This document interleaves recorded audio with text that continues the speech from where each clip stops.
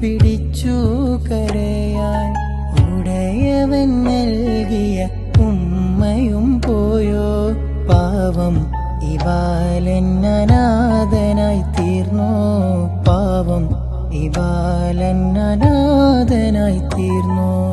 അബവായിൻ ദേശത്ത് ആമിന ബീവി അന്ത്യ സമയത്ത് അവരങ്ങ് തേങ്ങി. ആരാരുമില്ലാത്ത പൈതൽ